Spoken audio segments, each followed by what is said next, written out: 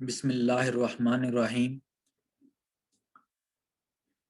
आज मैं फैसलाबाद बोर्ड का जो पास्ट पेपर है 2019 का ऑब्जेक्टिव, उसको मैं आज उसके जो एमसीक्यूज हैं उसके बारे में आज डिस्कशन मैं करूंगा और उनको मैं सोल्व करूंगा उस ऑब्जेक्टिव पेपर को।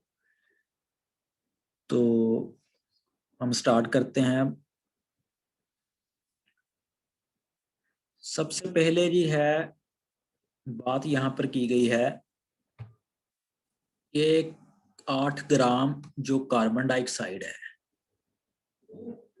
8 ग्राम कार्बन डाइऑक्साइड, वो कितने मोल्स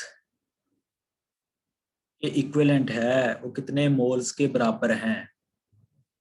देखें, जो मोल्स का कंसेप्ट है ना, वो एटम के मास को ग्राम में जाहिर करने के लिए ही दिया गया। अगर आप सिंगल एटम के मास को जाहिर करते हैं तो आप एएमयू का यूनिट यूज करते हैं, लेकिन जब आप एटम के मास को ग्राम में जाहिर करते हैं तो उस वक्त आप 6.02 मल्टीप्लाई 10 पावर 23 पार्टिकल्स की बात कर रहे हैं, उतने एटम्स की बात, उतने एटम्स के मास की बात कर रहे हैं। ठीक है ना, जब आप ग्राम में बात करते हैं। अब जो मोल्स होते हैं ना, उनको निकालने के लिए सबसे पहले तो जो एटम का मास होता है, यहाँ पर जिस तरह 8 ग्राम मास दिया गया है, ठीक है ना, 8 ग्राम जो मास है ना, इसको क्या करना है, इसके मोलर मास से डिवाइड कर देना। कार्बन डाइऑक्साइड का जो मोलर मास है, ऑक्सीजन का होता है 16 और कार्बन का होता है 12। तो ये इसका अगर आप मोलर मास निकालें तो ये बनता है जी 44, यानी 44। तो आपने इससे डिवाइड कर देना है, तो आंसर आपका जो आएगा ना वो 0.18 ग्राम आ जाएगा। तो ये जो है सही ऑप्शन है, बी ऑप्शन जो है। आगे है जी जो पी सबशेल है, उसमें कितने ऑर्बिटल होते हैं। देखें, जो पी सबशेल होता है ना, उसमें 3 ऑर्बिटल होते हैं। ठीक है ना, एक होता है अलोंग एक्स एक्सिस, यानी कि एक होता है पी एक्स, एक होता है पी वाई, यानी कि अलोंग वर्टिकल होता है जो अलोंग वाई एक्सिस होता है, और एक होता है जी axis.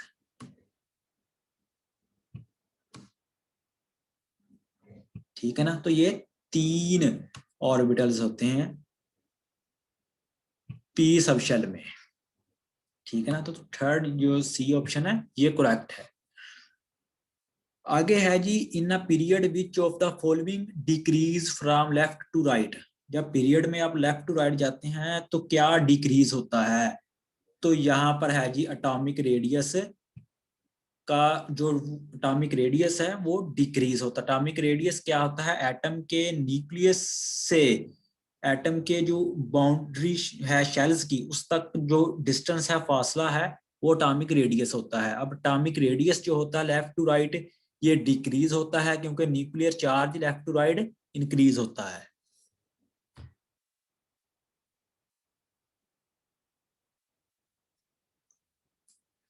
Bond formed between two non metal, जो दो नॉन मेटल्स के दरमियान जो बॉन्ड होता है वो कौन सा होता है, वो कोवेलेंट होता है, आयनिक होता है, कोऑर्डिनेट कोवेलेंट होता है या मेटालिक होता है। बेसिकली बॉन्ड वो कोवेलेंट होता है। कोवेलेंट बॉन्ड ऐसा बॉन्ड होता है जो म्यूचुअल और इक्वल शेयरिंग से बनता है। ठीक है ना, इसमें म्यूचुअल और इक्वल शेयरिंग होती है। फॉर एग्जाम्पल जिस तरह क्लोरीन क्लोरीन का बॉन्ड है, ठीक है ना, तो ये कौन सा है, ये कोवेलेंट बॉन्ड है। ठीक है ना, तो बेसिकली दो नॉन मेटल्स में जो बॉन्ड होना है वो हमेशा कोवेलेंट होता है। अगर एक मेटल हो और दूसरा नॉन मेटल हो तो उसमें बॉन्ड होता है आयोनिक, जिस तरह NaCl है, यानी कि सोडियम क्लोराइड, इसे आप नमक बोलते हो। ठीक है ना, यहाँ पर बॉन्ड जो होता है वो आयनिक होता है। ठीक है ना, ये चीज आपने याद रखनी है। दो नॉन मेटल्स के दरमियान बॉन्ड हमेशा कोवेलेंट होगा, मेटल और नॉन मेटल के दरमियान बॉन्ड आयोनिक होता है। Which of the following is the weakest force? देखें ये जो दी गई है ना आयनिक फोर्स, इधर है जी मेटालिक फोर्स, इधर है जी कोवेलेंट फोर्स। ये जो फोर्सेस प्रेजेंट होती है बॉन्ड की सूरत में, बॉन्ड की शक्ल में, ठीक है ना, ये जो फोर्सेस प्रेजेंट होती हैं। और ये जो इंटरमॉलिक्यूलर फोर्सेस होती है ये जस्ट अट्रैक्शन होती है, ठीक है ना, और ये मॉलिक्यूल्स के दरमियान होती है, ठीक है, जस्ट अट्रैक्शंस होती हैं मॉलिक्यूल्स के दरमियान, जिस तरह लंदन डिस्पर्शन फोर्सेस है, डाइपोल डाइपोल फोर्सेस हैं, ठीक है ना, इस तरह। तो ये बेसिकली यहाँ पर जो इंटरमॉलिक्यूलर फोर्सेस है ये वीकेस्ट फोर्स है यहाँ पर आना, क्योंकि जो आयनिक फोर्स है, मेटालिक फोर्स है, ये कोवेलेंट फोर्स है, ये बेसिकली बॉन्ड की फॉर्म में या बॉन्ड की सूरत में ये फोर्स प्रेजेंट होती है, ठीक है ना। और जो इंटरमॉलिक्यूलर फोर्सेस होती है ये मॉलिक्यूल्स के दरमियान जस्ट अट्रैक्शन होती है, कोई बॉन्ड नहीं होता, ठीक है ना। तो यहाँ पर इंटरमॉलिक्यूलर फोर्सेस जो है ये वीकेस्ट फोर्स है। In long form of periodic table है द हॉरिजॉन्टल लाइंस, जो पीरियोडिक टेबल में हॉरिजॉन्टल लाइंस होती हैं उनको क्या कहते हैं? ये इनको पीरियड्स बोला जाता है। जो हॉरिजॉन्टल लाइंस होती हैं, हॉरिजॉन्टल लाइंस होती हैं उनको पीरियड्स बोला जाता है, और जो वर्टिकल लाइंस होती हैं उनको कॉलम बोला जाता है। यानी कि जो कॉलम्स होते हैं ना उनको ग्रुप्स बोला जाता है ना, जो वर्टिकल लाइंस होती हैं उनको वो ग्रुप्स की फॉर्म में होते हैं, और जो हॉरिजॉन्टल लाइंस होती हैं उनको पीरियड्स बोला जाता है, ठीक है ना। वर्टिकल जो है वो ग्रुप है और जो हॉरिजॉन्टल है वो पीरियड है। अब एस पी डी और एफ ब्लॉक होते हैं, एस में अल्कलाइन मेटल्स और अल्कलाइन अर्थ मेटल्स आ जाते हैं, पी ब्लॉक में जो मेटल्स होते हैं नॉन मेटल्स होते हैं और मेटालॉइड्स भी होते हैं, डी ब्लॉक में ट्रांजिशन मेटल्स आ जाते हैं, एफ ब्लॉक में लैंथोनाइड्स और एक्टिनाइड्स आ जाते हैं, मतलब रेडियो एक्टिव एलिमेंट आ जाते हैं जिनसे रेडिएशंस खारिज होती हैं। जो हॉरिजॉन्टल लाइंस होती हैं पीरियोडिक टेबल में वो पीरियड्स कहलाती हैं। 1 atmospheric pressure is equal to how many pascal. Basically D option correct है, 101325 पास्कल इक्वल होता है। अब which of the following is heterogeneous mixture, आपने बताना है जी हेट्रोजीनियस मिक्सचर क्या है। यहाँ पर जो बी ऑप्शन है ये करेक्ट है, मिल्क ऑफ मैग्नीशिया। इसमें बेसिकली जो शुगर सोल्यूशन है, इंक है, मिल्क है, ये सारे के सारे होमोजीनियस सोल्यूशन है, यानी कि होमोजीनियस मिक्सचर्स हैं। और जो मिल्क ऑफ मैग्नीशिया है ये हेट्रोजीनियस मिक्सचर है। अब अगर आपने को नहीं पता कि होमोजीनियस मिक्सचर क्या होते हैं, हेट्रोजीनियस मिक्सचर क्या होता है, मैंने मेरी प्रीवियस वीडियो इसी पर है, तो आप जाकर वहां पर देख सकते हैं मेरे चैनल पर। तो अगला है जी 9वां ऑप्शन, 10 ग्राम जो है शुगर उसको 100 ग्राम वाटर में डिसॉल्व किया गया है। तो ये कौन सी बेसिकली उन्होंने हमसे ऑप्शन दिया है कि ये वॉल्यूम बाय यानी कि वी बाय वी यानी कि वॉल्यूम बाय वॉल्यूम परसेंटेज है, वॉल्यूम बाय मैस परसेंटेज है, या मैस बाय वॉल्यूम परसेंटेज है, या मैस बाय मैस परसेंटेज है। देखें यहाँ पर जो है 10 ग्राम यानी कि मैस दिया गया है,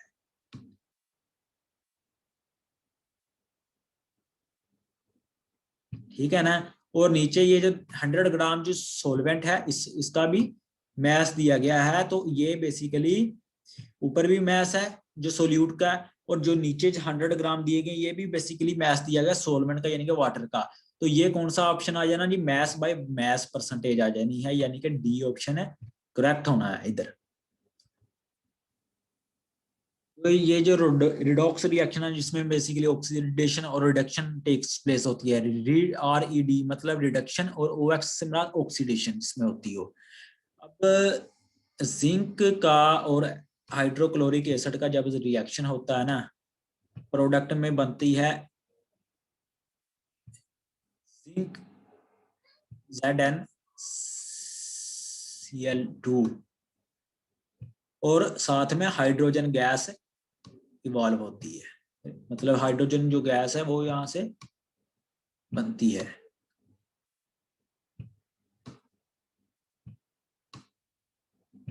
ये जो चीज है ये प्रोडक्ट में बननी है, ठीक है ना। कब बनी है? जब जिंक ने HCl से रिएक्ट करना है, जब इनके दरमियान रिएक्शन होना है तो फिर आगे जो प्रोडक्ट बननी है वो ये वाली बननी है, ZnCl2, जिंक क्लोराइड और हाइड्रोजन गैस।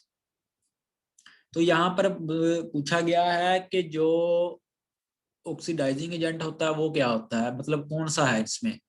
देखिए, ऑक्सीडाइजिंग एजेंट वो होता है जो खुद रिड्यूस हो लेकिन साथ वाली स्पीशी को ऑक्सीडाइज करते।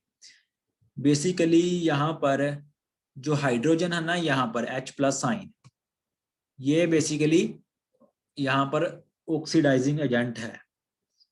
ठीक है ना, मतलब ये खुद देखें यहाँ पर जो ऑक्सीडेशन स्टेट होगी ना हाइड्रोजन की, ये होती है +1।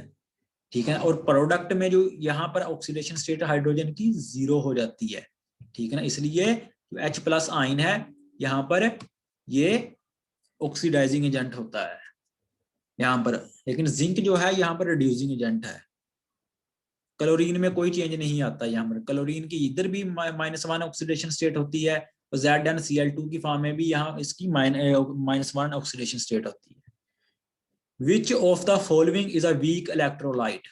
सोडियम क्लोराइड है यानी कि नमक है, सोडियम हाइड्रोक्साइड है, या एसिटिक एसिड है यानी कि सिरका, या फिर सल्फ्यूरिक एसिड है जो स्ट्रॉन्गेस्ट एसिड है। तो बेसिकली इलेक्ट्रोलाइट किसे कहते हैं? इलेक्ट्रोलाइट उसे कहते हैं जो वाटर में कंप्लीटली अपने आयंस में कन्वर्ट हो जाए, डिसोसिएट हो जाए। ठीक है ना, तो यहाँ पर जो एसिटिक एसिड है ये वीक इलेक्ट्रोलाइट है। अब है जी, non metals are generally soft but which of the following is extremely hard? Diamond है, आयोडीन है, फास्फोरस है या सल्फर है। इनमें से हार्डेस्ट जो एलिमेंट के बारे में यानी कि आपने बताना है, जो नॉन मेटल्स होते हैं ना वो सॉफ्ट होते हैं, लेकिन इनमें से बताना है कि जो हार्ड, एक्सट्रीमली हार्ड कौन सा है। डायमंड है, आयोडीन है, फास्फोरस है, सल्फर है। देखें, डायमंड में होता है कार्बन। डायमंड में क्या होता है जी? कार्बन होता है। ठीक है ना। अब ये जो कार्बन होता है टेट्राहेड्रल फॉर्म में, यानी कि ये कोवलेंटली बॉन्डेड होता है सारे का सारा कार्बन। तो यहाँ पर कार्बन जो है वो हार्डेस्ट एलिमेंट है बेसिकली। तो अब कार्बन किस में मौजूद होता है? डायमंड में होता है। ठीक है ना, तो यहाँ पर डायमंड करेक्ट ऑप्शन है। तो ये थे जी ऑप्शन ऑब्जेक्टिव्स जो 2019 का जो पास्ट पेपर था फैसलाबाद बोर्ड का 9th क्लास का।